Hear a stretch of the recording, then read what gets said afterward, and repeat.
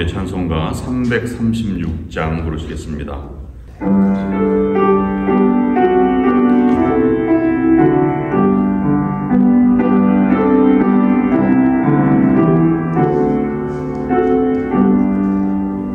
환난과 핍박 중에도 성도는 신앙 지켰네.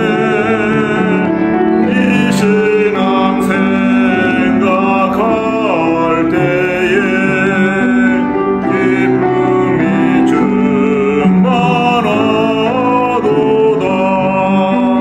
성도의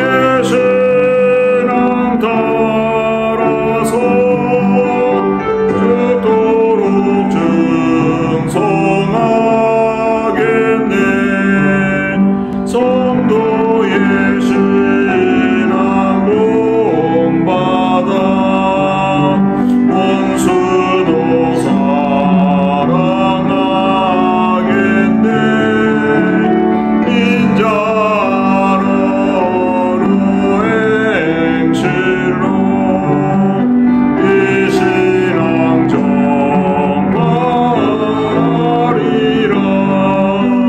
성도의 신앙 따라서 죽도록 증송하겠네.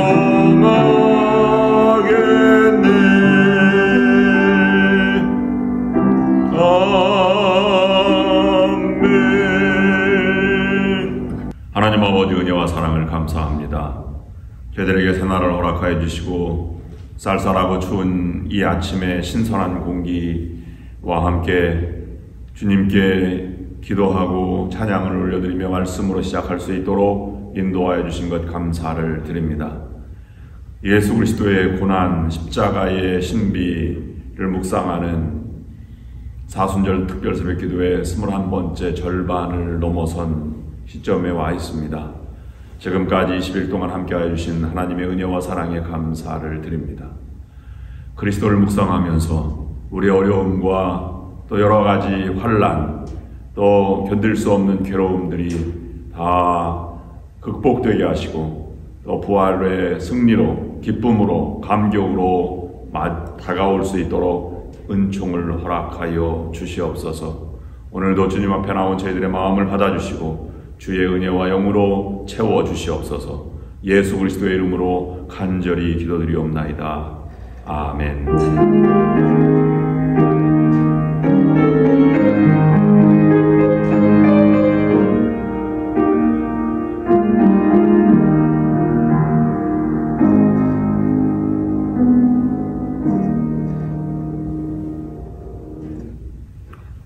오늘 하나님의 말씀은 고린도전서 10장 1절부터 13절까지 말씀입니다. 형제들아, 나는 너희가 알지 못하기를 원하지 아니하노니 우리 조상들이 다 구름 아래에 있고 바다 가운데로 지나며 모세에게 속하여 다 구름과 바다에서 세례를 받고 다 같은 신령한 음식을 먹으며 다 같은 신령한 음료를 마셨으니 이는 그들을 따르는 신령한 반석으로부터 마셨음에 그 반석은 곧 그리스도시라. 그러나 그들의 다수를 하나님이 기뻐하지 아니하셨으므로 그들이 광야에서 멸망을 받았느니라. 이러한 일은 우리의 본보기가 되어 우리로 하여금 그들이 악을 즐겨한 것 같이 즐겨하는 자가 되지 않게 하려 함이니, 그들 가운데 어떤 사람들과 같이 너희는 우상 숭배하는 자가 되지 말라. 기록된 바 백성이 앉아서 먹고 마시며 일어나서 뛰논다 함과 같으니라. 그들 중에 어떤 사람들이 음행하다가 하루에 23,000명이 죽었나니 우리는 그들과 같이 음행하지 말자. 그들 가운데 어떤 사람들이 주를 시험하다가 뱀에게 멸망하였나니 우리는 그들과 같이 시험하지 말자. 그들 가운데 어떤 사람들이 원망하다가 멸망시키는 자에게 멸망하였나니 너희는 그들과 같이 원망하지 말라. 그들에게 일어난 이런 일은 본보기가 되고 또한 말세를 만난 우리를 깨우치기 위하여 기록되었느니라. 그런즉 손줄로 생각하는 자는 넘어질까 조심하라. 사람이 감당할 시험 밖에는 너희가 당한 것이 없나니 오직 하나님은 미쁘사 너희가 감당하지 못할 시험당함을 허락하지 아니하시고 시험당할 즈음에 또한 피할 길을 내사 너희로 능히 감당하게 하시느니라. 아멘. 우리가 시험을 말할 때 성경에서는 세 가지 단어를 사용합니다. 첫 번째로는 테스트, 한글로만 번역하면 검사하다는 시험입니다. 두 번째는 트라이얼, 시련, 환난, 시험도 같은 시험으로 번역합니다. 그리고 템테이션, 유혹도 시험으로 번역합니다. 오늘 사도 바울은 10장의 말씀을 전하면서 시험이라고 하는 단어를 2절에서 사용하고 있는데 9절에서 말씀 보면 그들 가운데 이 광야에서 하나님을 원망한 사람들 가운데 어떤 사람들은 주를 시험하다가 뱀에게 멸망하였다 라고 해서 주를 시험하다 라고 하는 것은 첫 번째 나온 말로 검사, 테스트하다는 뜻입니다. 그 다음에 13절 말씀에 사람이 감당할 시험 밖에는 너희가 당한 것이 없나니 하나님 너희가 감당하지 못할 시험당함을 허락하지 아니하신다의 이 시험은 유혹, 템테이션을 가르쳐 말하는 것입니다. 또 한 가지는 야고보서 1장 2절 말씀에 보면 내 형제들아 너희가 여러 가지 시험을 당하거든 온전히 기쁘게 여기라 해서 온전히 기쁘게 여기는 시험은 트라이얼입니다. 환난, 시련을 만나거든 기쁘게 여기라는 말입니다. 그럼 이 세 가지를 어떤 대처로 성경을 말하냐면 검사, 테스트는 통과해야 하고 트라이얼, 시련은 극복해야 하는 것이며 템테이션, 시험은 물리쳐야 하는 것으로 말씀하고 있습니다. 우리가 태평양을 끼고 이 캘리포니아가 구성되어 있습니다. 여러분 바다를 보실 때 파도가 없는 바다를 보신 적이 있습니까? 태평양 바다는 바다가 넓기 때문에 바다가 잔잔한다고 하더라도 파도가 없는 날은 거의 없습니다.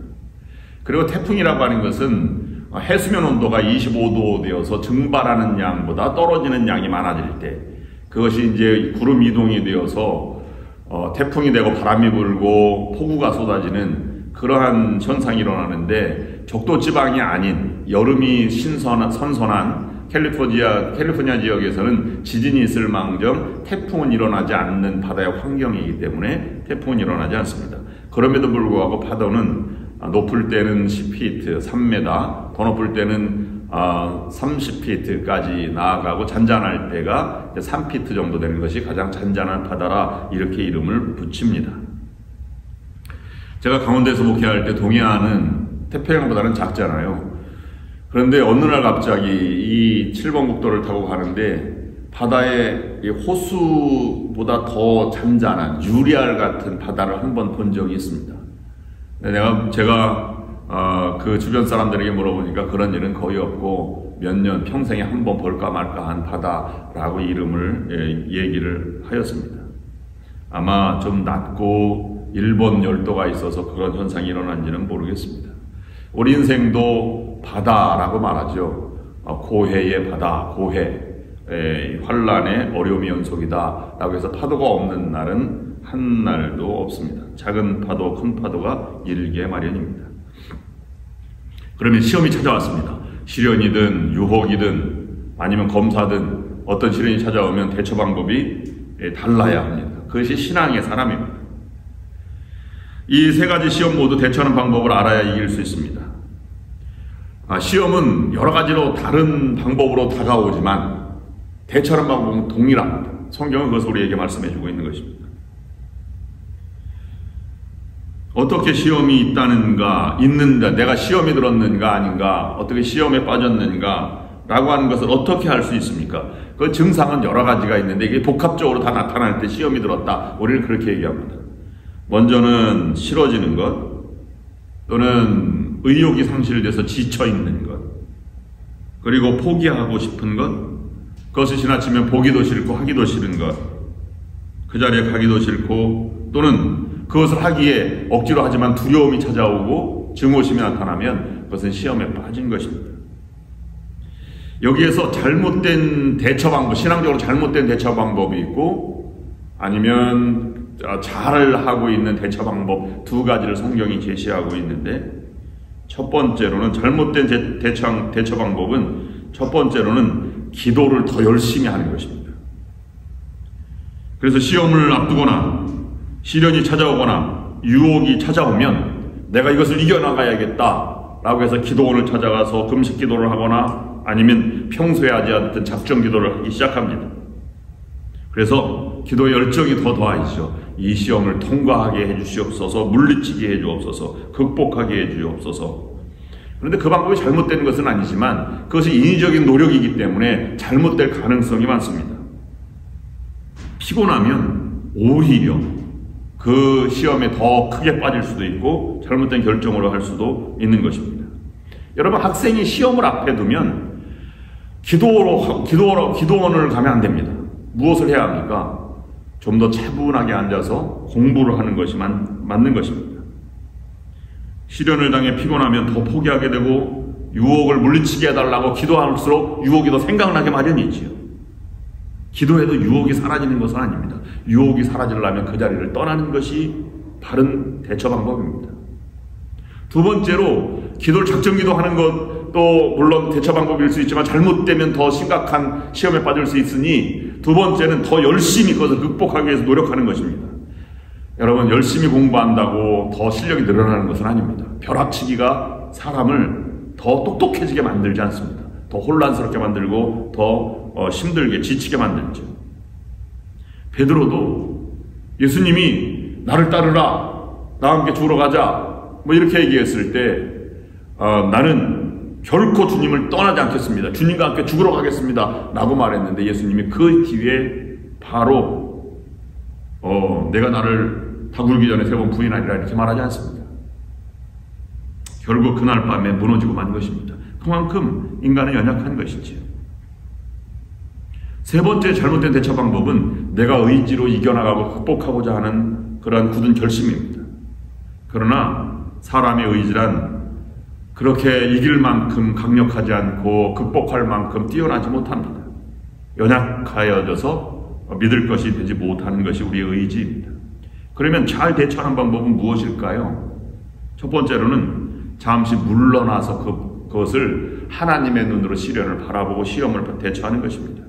휴식을 취하는 것이란 말입니다. 그래서 기도원을 가는 것보다는 차라리 어려움을 당했을 때는 수도원을 가는 게 더 낫다 이렇게 이야기합니다. 수도원은 특별한 집회가 있지 않은 것이 수도원입니다. 그래서 그냥 쉬고 그리고 자기를 성찰하면서 내면을 돌아보고 그 문제를 다시 한번 곱씹어보면서 하나님의 뜻이 무엇일까를 깊이 묵상하는 것이지요. 그래서 수도원을 프레이어 센터라고 말하지 않고 리트리트 센터, 한 걸음 물러서서 바라본다 이렇게 말하고 한글로는 피정이라 이렇게 부릅니다. 두 번째로는 더 열심히 하는 것보다는 참고 인내하는 것이 이기는 방법입니다. 시험을 당하였을 때 견디기만 해도 승리하는 것입니다. 야고보서 1장 2절 아까 읽어드린 말씀 보면 내 형제들하고 너희가 여러 가지 시험을 당하거든 온전히 기쁘게 여기라. 기쁘게 여기라는 말은 무엇입니까? 참고 그 의미를 깊게 되새기는 것입니다. 이는 너희 믿음이 시련이 인내를 만들어내는 줄 너희가 알미라. 인내를 온전히 이루라. 이는 너희를 온전하고 구비하여 조금 더 부족함이 없게 하려 함이라. 인내하라 이렇게 분명하게 말씀하고 있습니다. 세 번째, 더 잘 대처하는 방법은 그 시험을 받아들이는 것입니다. 마태복음에 보면 예수님이 40일 금식 기도를 광야로 가실 때 단어를 사용했는데 이렇게 말씀하고 있습니다. 예수께서 성령에게 이끌려 마귀에게 시험을 받으러 광야로 나아가사라고 말하고 있습니다. 그 시험을 당한 것은 물리적으로 다른 것을 이렇게 찾아온 것이라고 보지만 예수님께서 성령에 이끌려서 하나님이 허락한 시험 가운데 마귀에게 시험을 받으러 그것을 수용하러 광야로 나가셨다고 하는 것은 예수님이 대처한 방법이 신앙적임을 우리에게 볼 수 있는 것입니다. 네 번째 잘 대처하는 방법은 인내하는 것의 연장선인 끝까지 기다리는 자세입니다. 견디고 견디다가 그것이 승리할 때까지 하나님의 뜻이 나타날 때까지 연장하는 것입니다.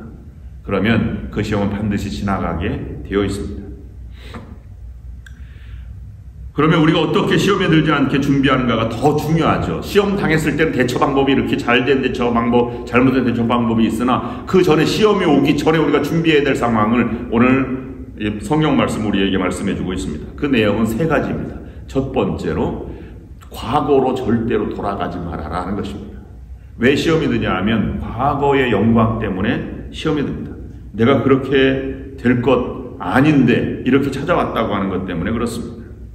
그래서 현실을 부정하거나 비관하거나 열등감을 갖거나 아니면 과거의 영광 속에 초라한 모습을 내가 느낄 때에는 이것이 내게 큰 어려움으로 당하게 됩니다. 여러분, 과거가 아무리 영화롭다고 해도 과거로는 돌아갈 수 없습니다. 과거 지향적인 사람이 광야에서 나타난 사람들, 그 지나가는 가나안 땅으로 가는 사람들이 과거 애굽으로 돌아가려고 하지 않았습니까? 근데 애굽에는 영광된 자리가 아니라 노예의 자리였었지요. 우리도 과거가 그리워도 과거로 돌아갈 수 없습니다. 여러분, 내가 이러려고 내가 결혼했는가? 내가 이러려고 내가 여기 이민 왔는가? 절대로 그렇게 한다고 해서 처녀로 돌아갈 수도 없고 고향으로 돌아갈 수 없습니다. 이것은 과거로 돌아가지 않는 것은 받아들이는 것입니다. 반대로 우리가 살아가는 방법이 있어요. 나는 마음은 청춘인데 몸이 약해서. 여러분, 마음이 청춘이라고 젊은 사람들과 같이 생활하는 사람도 있고 생각하는 사람도 있고 행동하는 사람들 가끔 있습니다. 그걸 우리는 다른 말로는 주책이라고 말하는 것입니다. 왜냐하면 갈등을 불러일으키기 때문에 그렇습니다.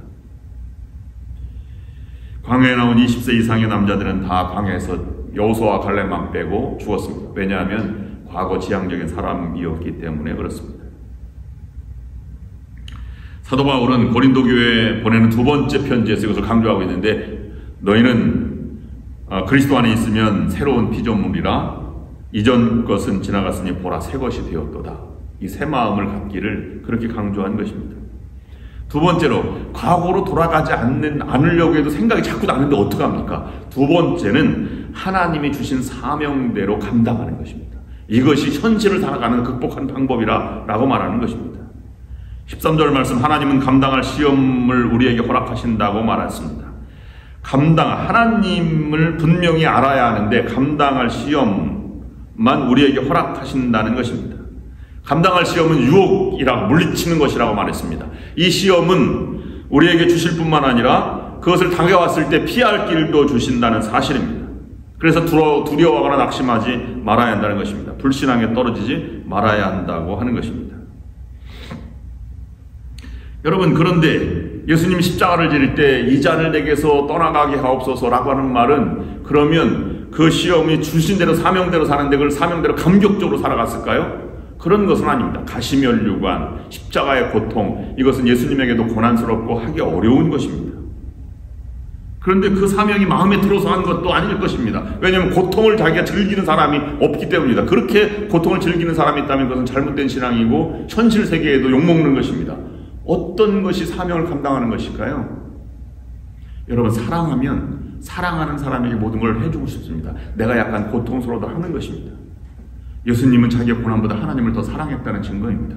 하나님이 사랑하셨으니 하나님이 맡겨주신 일, 마땅한 일을 내가 해야 되겠다 받아들이는 자세입니다. 바울이나 선지자들, 선교사들이나 순교자들, 오늘날 많은 신앙의 사람들이 그 사명을 감당하는 것이 무조건 좋아서 자기의 돈을 들여서 하는 것이 아닙니다. 하나님이 좋아하시니 나도 좋아하는 것 같이 그것을 감당해 나가는 것이 순수한 신앙들, 성도의 삶의 모습이 되는 것입니다. 솔로몬 성전을 지을 때 솔로몬이 두 기둥을 세웠는데요. 하나는 보아스라고, 야긴이라고 지었고 또 하나는 보아스라고 지었습니다. 두 기둥이 성전 기둥입니다. 그래서 이 야긴이라고 하는 말은 세우신다라는 말이고 보아스는 능력이 있다는 말입니다. 그래서 이 종합하면 하나님이 세우신 사람은 능력이 있다는 뜻입니다. 또 다른 말로는 하나님이 세우시면 능력이 된다는 것입니다. 사명은 하나님이 세운 것입니다. 그러므로 하나님이 사랑하는 것을 감당해 나가면 그것이 능력이 되는 것을 사명이라고 부를 수 있는 것입니다. 교회는 하나님이 세우셔야 능력이 있는 교회가 되는 것입니다. 가정도 사람도 모두 하나님이 세운 사람은 능력이 되는 것입니다. 그런 능력의 성도 여러분들이 될 수 있기를 주님의 이름으로 축원합니다. 마지막 세 번째로 우리에게 이 시험을 당하지 않도록 잘 살아가는 이런 세 번째 자세는 모든 것이 하나님이 허락해 주셨다라고 고백하는 삶입니다. 사도 바울은 본문 10장 초반부에서 그리스도에 대해서 강조하고 분명하게 증언하고 있습니다. 그건 그리스도가 반석이 되셨다는 것입니다. 이 반석이라고 하는 것은 생수를 주셨다라고 하는 것이지요. 40년 동안 생수만 주셨을 뿐만 아니라 만나를 주셨고 또 길을 내셨고 고기를 매출하기를 허락해 주셨습니다. 그래서 요한복음에는 예수 그리스도를 참된 양식, 참된 음료, 영원히 목마르지 않는 샘, 물 이렇게 표현하고 있습니다. 그런데 모든 것이 하나님이 주신 것이죠. 사람이 한 것이 별로 없습니다.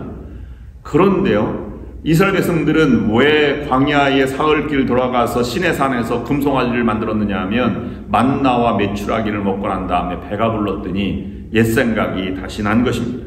그래서 갈증이 해결되니 욕심이 들어서게 된 것입니다. 여기에서 12절 말씀이 이렇게 말씀하고 있는 것입니다. 그런즉 손줄로 생각하는 자는 넘어질까 조심하라. 섰다는 말은 성공했다는 말이 아닙니다. 여기에서 말하는 것은 내가 신앙적이다, 내가 헌신하고 섬김의 사람이다, 나는 믿음의 사람이다, 나는 예수의 사람이다 라고 생각한 사람은 넘어질까 조심하라는 뜻입니다. 순종의 생활을 한다는, 나는 순종했다 라고 생각하는 것은, 그러나 누구나 불순종의 범죄 아니면 내 생각을 생각하는 이 광야의 사람들과 다를 것이 없는 그런 이 범죄한 이 무리로 갈 수 있다고 하는 것입니다. 자신이 믿음이 있고 순종하는 사람으로 살아간다는 자신감을 가져 사는 데입니다. 나는 늘 흠모하고 살아가도 나는 연약한 존재이고 하나님 앞에 부끄러운 존재입니다. 다만 나는 이 일을 감당할 뿐입니다. 거기에 진정한 신앙의 길이 있는 것입니다. 여러분, 광야를 왜 훈련했습니까? 오직 하나님만을 믿고 여리고성을 점령하고 가나안 땅을 점령하기 위해서 광야 40년이 있었던 것입니다. 그럼 우리가 광야의 시험과 같이 광야 길과 같은 이 세상을 살아가는데 우리가 유일한 것이 있다면 오직 하나님만 의지하는 삶을 살아가는 것입니다. 그런 삶을 살아가셔서 여러분들도 시험을 이기고 극복하고 승리하는 여러분들이 될 수 있기를 주님의 이름으로 축원합니다. 기도하시겠습니다. 하나님 아버지, 우리가 시험이 빠졌을 때, 시험에 들었을 때 그것을 통과하거나 극복하거나 이기게 하여 주시옵소서. 또는 물리치게 하셔서 승리하는 삶을 살아가게 하시되 그 시험이 찾아오지 않도록 미리 조심하며 과거로 그리워하지 않게 하시고 현실의 사명을 받아들이고 또 모든 것이 하나님의 은혜요, 모든 것이 하나님이 주셨다고 하는 고백으로 하루하루를 살아가는 삶이 될 수 있도록 인도하여 주시옵소서. 그리하여 우리의 마음이 순수해지고 우리의 신앙과 우리의 사명이 분명해질 수 있도록 하나님 인도하여 주시옵소서. 오늘도 하루를 살아가는 모든 이들에게 축복을 허락하여 주시고 무릎 꿇고 기도하는 이들에게 하나님 마음을 터치해 주셔서 하나님의 뜻을 발견하고 말씀을 붙들고 일어설 수 있도록 인도하여 주시옵소서. 연약하고 회복 중에 있는 모든 교우들과 또 수술을 끝내고 회복하는 모든 성도들 가운데 주님께서 함께하여 주시옵소서. 모든 것 감사드리오며 예수 그리스도의 이름으로 간절히 기도드리옵나이다. 아멘. 이제는 우리 주 예수 그리스도의 은혜와 하나님 아버지의 극진하신 사랑하심과 성령의 역사인도 교통하심이 오늘 주님 앞에 나와 무릎 꿇고 기도하고 나아가는 모든 성도들 위해 지금부터 영원토록 함께하옵시기를 간절히 축원하옵나이다. 아멘.